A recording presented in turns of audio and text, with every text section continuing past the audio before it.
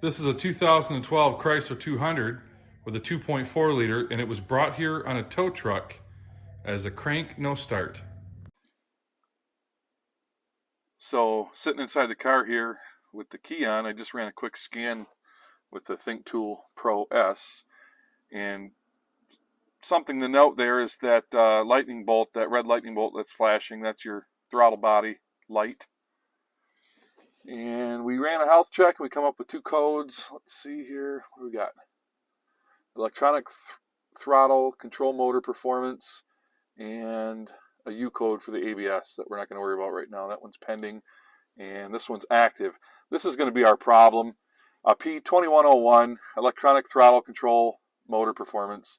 What that typically means is the throttle body is either out of calibration or it's sticking, and generally when they're out of calibration is because the throttle plates are dirty and they stuck. The fix for this is typically to replace the throttle body or clean it. I guess that decision would rely on you, but the owner of this vehicle, this is a replace it only. I'm not going to clean it, because if I cleaned it and had an issue even a year down the road, I'd be eating it. It'd be my fault. So we're going to put a new one on it for this customer. So I went on to Identifix and I threw the P code that we were having into Identifix. And the neat thing about Identifix is it'll give you a lot of confirmed fixes of that same code that people ran into before. And that's a pretty convincing number there at the top. 1,113 times it was the throttle body. And they worded it differently. Another 210 times it was the throttle body, the electronic throttle body. And then 58 times people cleaned it. We're not going to clean this one again. It'll stick again, so we're going to put a new one on. So having a look underneath the hood of the car, it's got the twin cam 2.4 liter. This is the plastic intake manifold. The throttle body resides down there. So we're going to pull this tube off, and anything else that's in the way, it's pretty straightforward to change these. It's not too difficult. First thing we want to do is get this guy out of the way. That's a flathead screwdriver, or an 8mm. There's another one down here at the bottom. I can't show it to you, but you'll see it.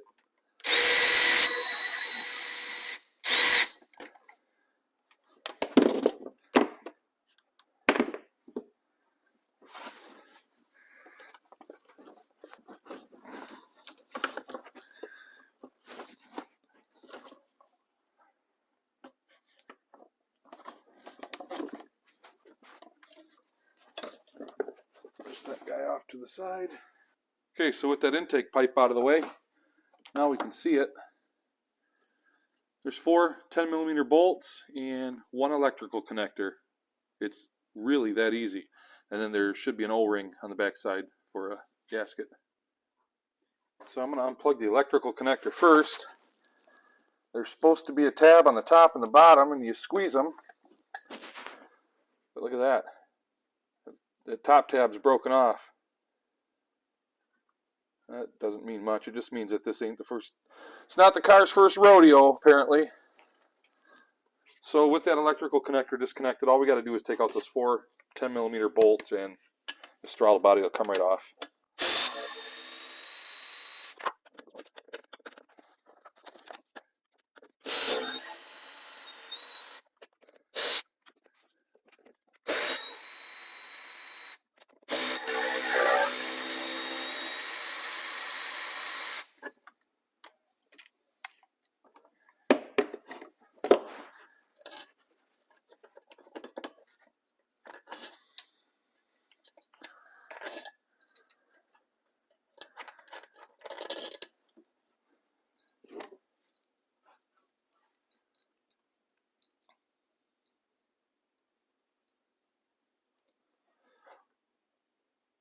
All the bolts for the throttle body are the same size, so you don't have to worry about mixing them up. There is, however, a bracket on the back side that the bolts go through before they go through the throttle body. It's just looks like it's a wiring bracket, just secures a wire harness. So we'll just have to pull that out of the way.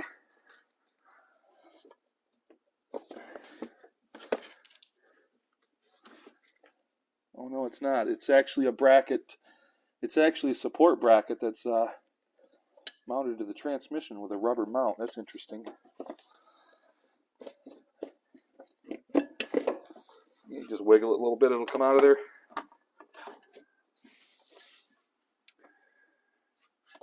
There's our throttle body. It actually doesn't look that dirty. I bet you it's a Dorman. Let me take that back. We're putting a Dorman on this. I bet you this is an aftermarket throttle body. And I say that because it's been replaced before because the connector was broken. So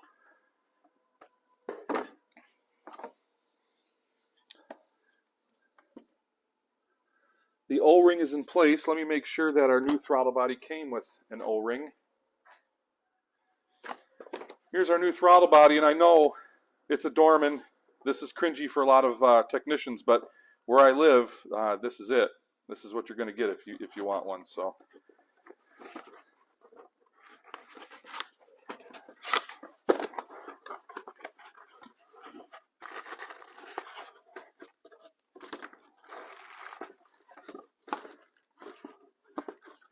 It does not come with a new O-ring.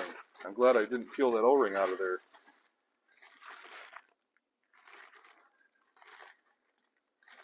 Alright, so I'm just showing you guys the, you can see the green O-ring. It actually sits in a groove in that plastic intake. So if you happen to knock it out, just clean it up and stick it back in that groove. You should be fine. You don't have to replace this just from pulling the throttle body off. You'll get people that tell you you do. You absolutely don't. You can clean that up and reuse it with good success. Wouldn't it be fantastic if this hose wasn't right here, right in the line of sight for the camera? Problem is if I move the camera over here, I can't see, and then my big dumb head's going to be in your way. So let's throw this throttle body back on. It's you can't screw it up. There's actually a dowel pin in the intake manifold that goes right here, so you cannot clock this wrong.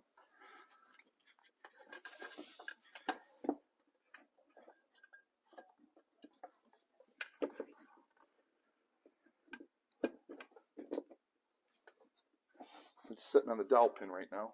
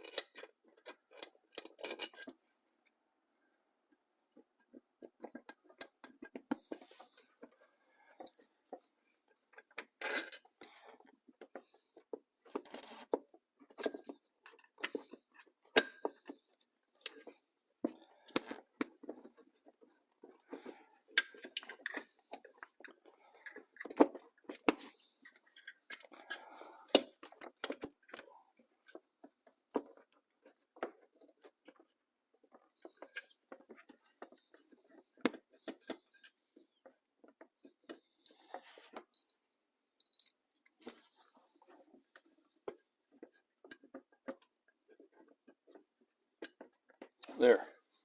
Now it's sitting on the dowel pin. So you don't have to loosen up that little bracket that's on there. I know it's hard to see. You'll see it when you're working on this. That bracket is just sandwiched between two pieces of rubber on the bell housing with a nut on it. You can just pull it out and wiggle the throttle body right into place and hang it right on that dowel pin. It's hanging right there. There's no bolts in it yet. So hopefully they're all lined up. And they are.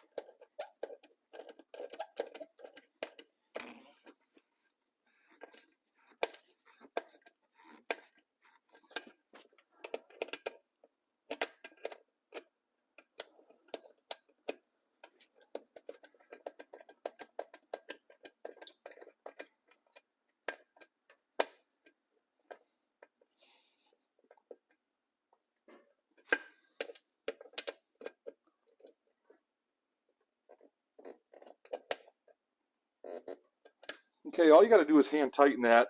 All you're doing is seating the throttle body against that little rubber O-ring. So it's not a head gasket. The torque specs aren't that important. All I ever use is my little stubby 3/8 ratchet on throttle bodies and just hand tighten them. I've never once had a problem.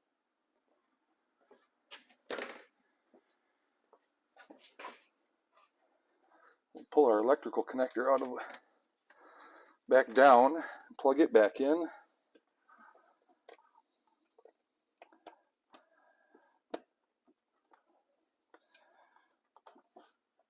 I don't like that there's not much holding that in. There's only one side of that clip. I almost feel like I might want to put a zip tie around that. I'm going to do that. So one zip tie wasn't long enough, so I just took 2 zip ties, hooked one into one. I cut the excess off, and then I'm going to just put this around that bottom part of the throttle body just to hold that little insurance, I guess, that throttle body connector won't come out. Of course, now this thing doesn't want to fit.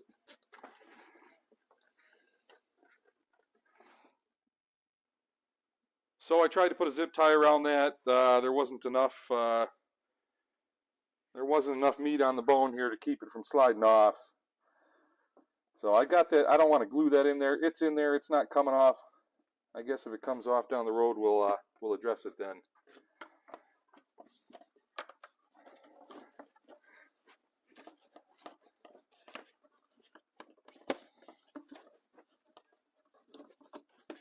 Get our hoses back on and in the right place.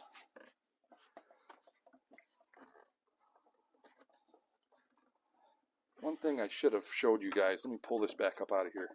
See this little spot right there on the bottom? That's for the Christmas tree. I don't know if you can see this. Get this hose out of the way. This Christmas tree on the electrical connector, it plugs into that. It wasn't plugged into this on this car because somebody had this apart before, but that's where it's supposed to go.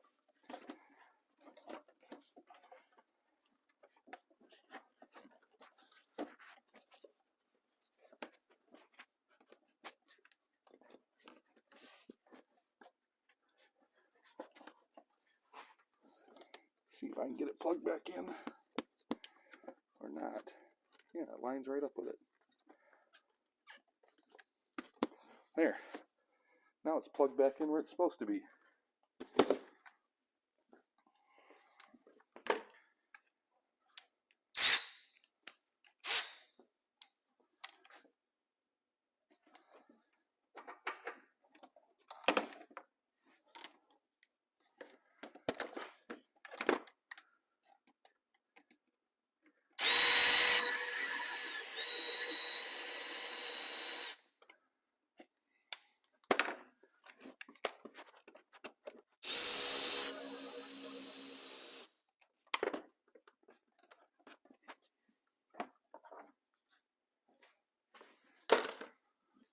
Okay, the throttle body's installed.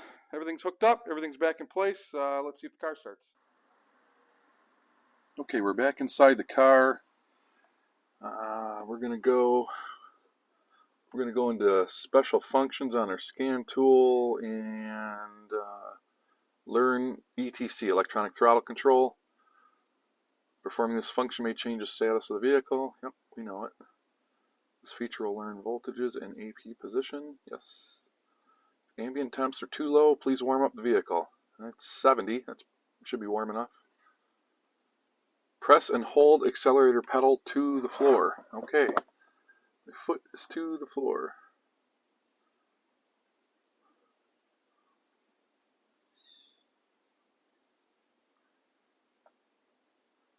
Release and press OK. Release. Okay.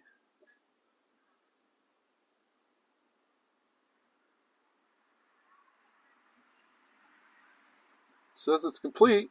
Let's learn pass. Press OK to exit. Okay, so we should be good to go. Car starts and the lights off. Cool. So that was all that was wrong with this car. If you're doing this on your car, there is a chance that you might not have to run the calibration procedure. I don't know. And there might be another way to do it without a scan tool if you don't have a scan tool. One thing worth noting, though, is this floor mat right here was all balled up under the gas pedal, the accelerator pedal.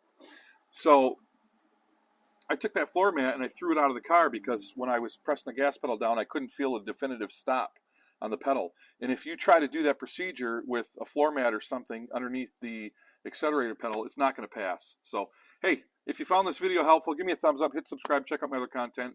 I appreciate it if you made it this far. Thank you.